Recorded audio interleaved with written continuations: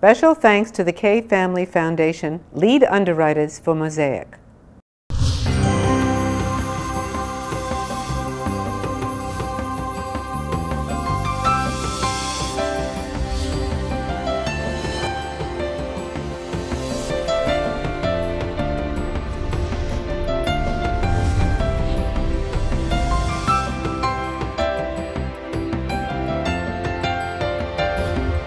Hello, my name is Barbara Kay, and on behalf of the Jewish Federation of Palm Beach County, I'd like to welcome you to our program, Mosaic. Our special guest on Mosaic today is the United States former ambassador to Israel, Egypt, presently the professor of the Danny Abraham Chair in Middle East Studies, author, lecturer, amazing, all-around gentleman. We'll be back with our guest, Daniel Kurtzer, right after this brief message.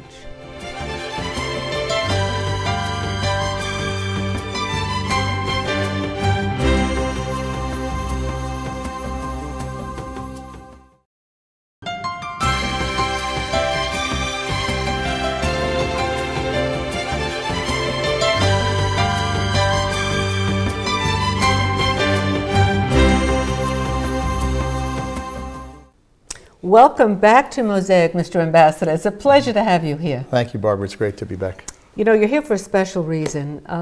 You're the guest speaker at the Prime Minister's Council meeting, but we have the pleasure of talking to you before. You wrote this book, which I found riveting, Negotiating Arab-Israeli Peace. First of all, you wrote it with what you call the Dream Team. I want to know why you wrote it, and share the Dream Team with us.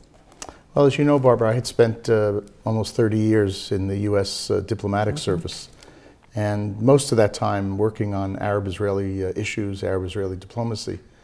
When I left government service in 2005, I knew that I needed to say a number of things about what we had done and failed to do in the course of our diplomacy.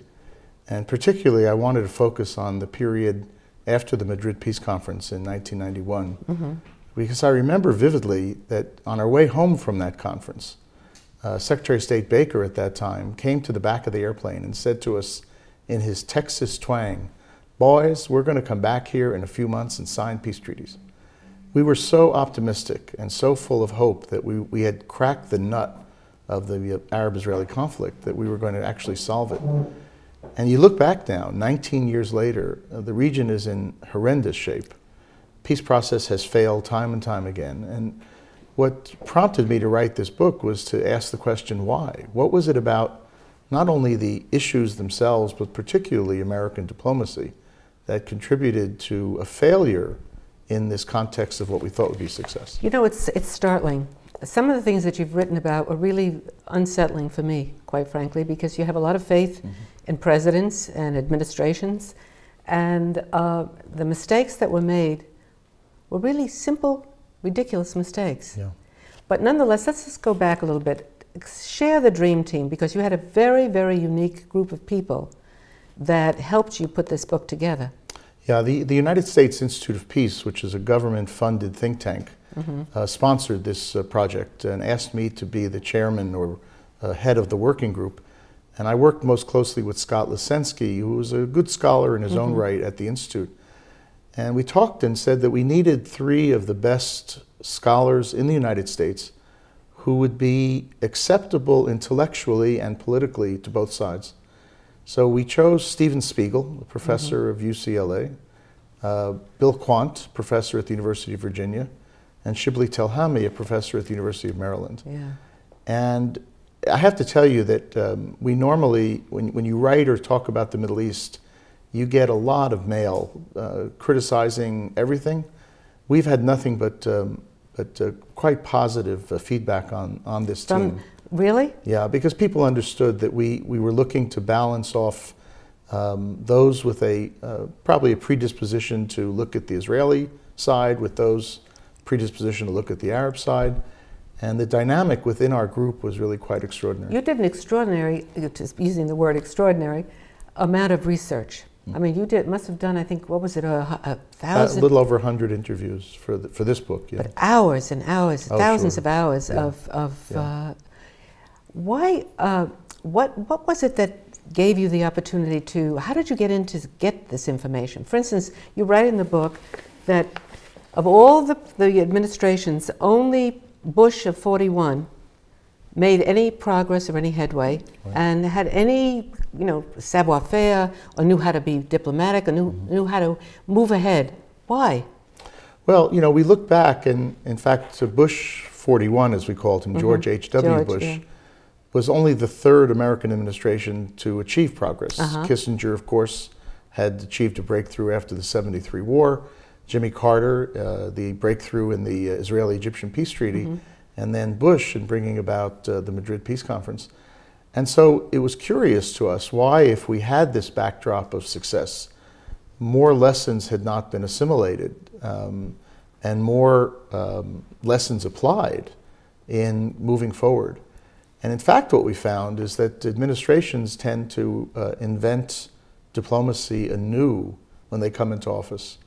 And so, for example, the Clinton administration came in and was quite critical of the previous Bush administration for what it perceived as an imbalance against Israel. You remember there had been a dispute between the United States and Israel over loan guarantees for settlements. Well, the fact is there was a dispute, but it did not stop then Prime Minister Yitzhak Shamir from deciding to go ahead with Israel's participation in the peace conference. Nonetheless, the Clinton administration decided on an approach which, as Dennis Ross, one of the architects of the policy, said later on, was to take Israeli ideas, assimilate them, shape them, and market them to the Arabs. Well, that's not a real approach. What that is a marketing job. Right. Or as Aaron Miller, one of the other players, subsequently said, we ended up becoming Israel's lawyer. Now, I don't know if Israel needs its own lawyers. It's got its own lawyers. What the United States has to do is play the role of friend, sometimes cajoler, sometimes applying a little bit of arm twisting, being there when Israel needs us in terms of ultimate security responsibilities. But if we act only as Israel's lawyer, we're not going to get anything accomplished. And so we found that a lot of the basic things that we had done well in the Bush administration, we stopped doing and embarked on another kind of diplomatic activity. Let's bring that up to present day, okay? I had read somewhere that President Obama was thinking of offering you an opportunity to sit in his cabinet and on the Middle East in terms of decisions and discussions. And I guess it didn't pan out, but nonetheless, where is he in the Middle East process now? Well, it was a perfect marriage. I didn't ask, and he didn't ask. So no, but remember, there was a discussion about it. There were rumors of an appointment. I'm very happy at Princeton. I have time to be with my grandchildren now, so it's okay. Look, the Obama administration started off extraordinarily well. You remember on day one, the president went to the State Department to appoint Senator George Mitchell as his envoy. And not just to appoint a senior envoy, but the president said something that we had highlighted in the book, and that was that for the United States, the peace process is not a favor that we do for the parties. It's a part of our national security interests, which it is. So having articulated that, we thought that the president had got it. We thought he really understood. The problem is that the policy seems to have become unfocused since then. We went first towards the idea of a complete settlements freeze. We couldn't achieve that. Then we tried proximity talks. We couldn't achieve that. Then we tried direct talks. We couldn't achieve that. Now we seem to be going back to proximity talks. And as I've said publicly, I'm surprised that there's no strategy that we've articulated. In other words, we know that we want to achieve a settlement between the Israelis and Palestinians, but you don't achieve a settlement by having a tactic that you're working on. You've got to work on a broad front. Did you ever send President Obama your book? Actually, he gave it to him because I worked in his campaign and on the transition team. Because you have 10 points, Yeah.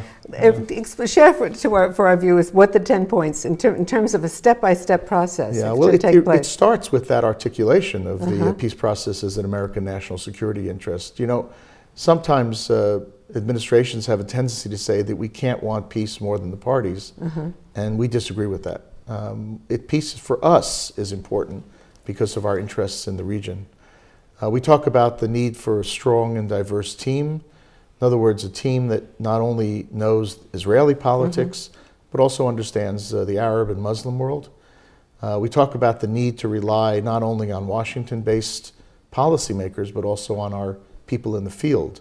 We had great success in the early 90s when the Secretary of State was able to turn to his ambassadors and trusted them. And now many of our ambassadors are kind of out of the fray. We talk about a policy that's made in Washington, and what we refer to is the fact that we definitely need the inputs from Israel, from Palestinians and elsewhere, but at the end of the day, it's got to be our policy, and this relates to this question of being somebody's lawyer. Yeah. Do you really think that the settlements was the real holdup? Well, I think settlements are a critically important issue. I really laugh when people say they're a sideshow. They're not. But I think it was probably also wrong to make it the centerpiece of a strategy. What we've tried to do in the past is to say there has to be a progress on the substantive issues, and there has to be progress on the behavioral issues. And for both sides, there are behavioral changes that are needed. Israel has to stop settlements, has to permit more mobility in the West Bank for Palestinians to move around. Palestinians must stop violence, and they have to stop incitement, this idea of delegitimizing the state of Israel in the eyes of their own people. So those are very important behavioral issues, but that's not the centerpiece here. The centerpiece is, what do you do with the land that two people claim? How do you divide it? How do you deal with security and so forth? Well, also, the Palestinians are delegitimizing Israel's position in Israel, saying that the Western Wall belongs to the Palestinians, that the land is really their land, and they were there longer than the Israelis, the Jews. I mean, how do you get to a, I mean, you're a diplomat. You've written an amazing book about it. How do you reach an accord? I mean, how is it possible? Literally. Well, I think it's definitely possible. We have found over the years that in periods when the peace process is in distress, the two sides revert to their narratives. And that's what we have now. So this peace process is in very bad shape. And so Palestinians are now strengthening what they perceive as their narrative. The land is ours, it's not yours. Even what you claim to be holy is really not so holy, it's really holy to us. It happens either on one side or the other, sometimes both.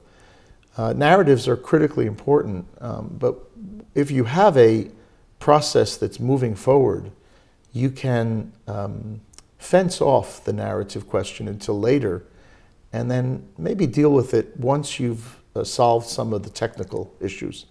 Once you divide this land, and partition is really the only outcome, then they have to find a way to address the question of how can we live without part of the land that we consider ours?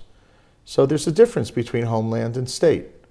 Both sides can say that our homeland covers all of this territory, but our state covers only a part of it. But you can't say that until you have a state, until you have defined borders. So rather than get into the narrative question early on, let's define the borders and then work on the narrative later. On that note, we'll take a break. We'll be back with the remainder of our program right after this brief message.